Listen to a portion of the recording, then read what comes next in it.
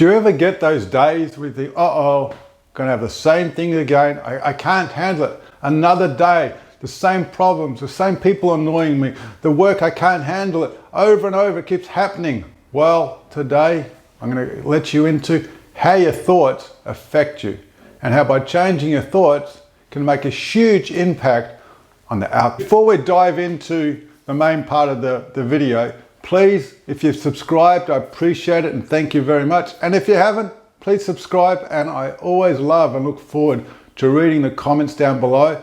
I find them very helpful and very productive. They can help me work out what people are looking for by depending on what the comment is. I look into it, okay, maybe I can do a video on this, maybe I can add this into it.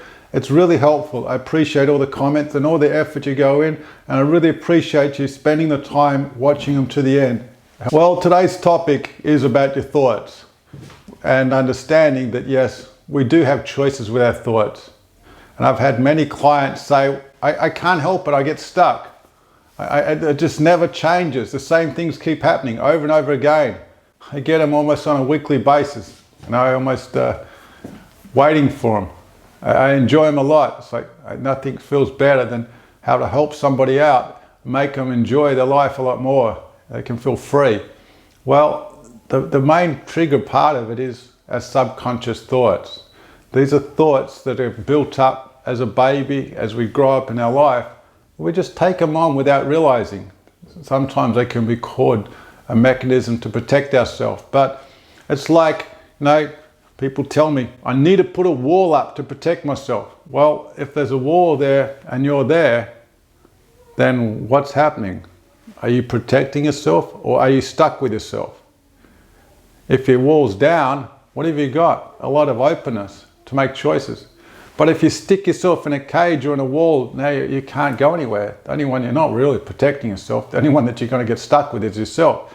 And the whole idea, you think of putting the wall up is to protect yourself, but you're stuck with yourself, which you don't want. So that philosophy, I don't believe works. So then what we have to do is come into a mind space that realize and understand and know that we have the ability to change our thoughts. Is it going to happen instantly?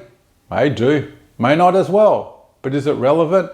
If we're stuck where we are now and we're unhappy, then if we keep doing the same things, thinking the same way, acting the same way, what are you going to get? The same results.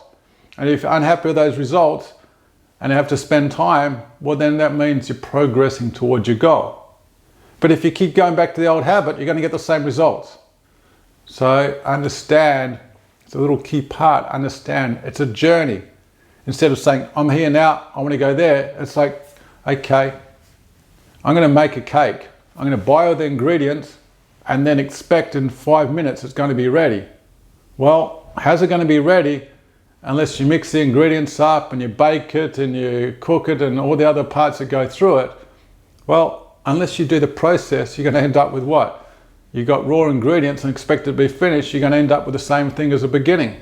So by putting the effort in, and like everything, you can make a cake, beautiful cake, but if you learn over time, you can tweak it and adjust it, you can make it even more beautiful and see how it develops and grows.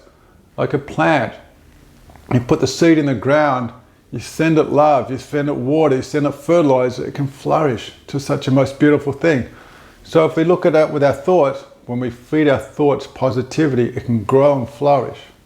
And one very, very helpful way to help you flourish in thoughts is what? Through being thankful. Why is it so powerful? Now you're looking for things that are good. Each day, this thing's good.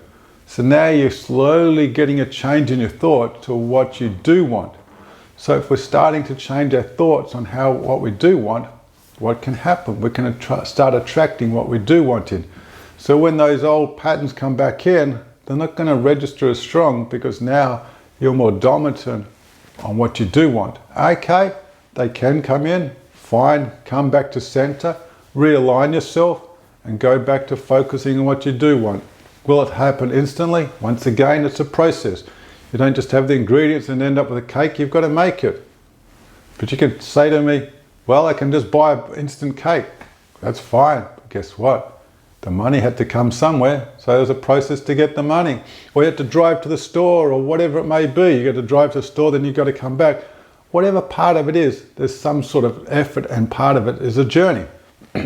So the more we accept the journey of what it is, instead of falling into the habits of frustration and angry and depression and getting worked up over things, let's start spending time, productive time, helpful time on thinking positive, focusing on what we do want. And each one of those is a step. But you're going to say, I want to be there now. But you got to remember, a step can be a huge milestone. It could be just a little baby step that you've done, but in relative to a big picture, it is a small thing.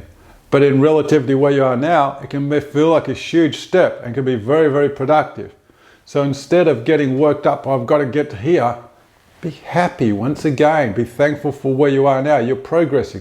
So each progress can relieve the stress, and it can help you think what you want and slowly attract you what you want in your mind and what you want to do and where you want to go. And this way, it can be more productive. The more we can focus on the good, the more we can be thankful, the more we can allow it into our life, the more there's room.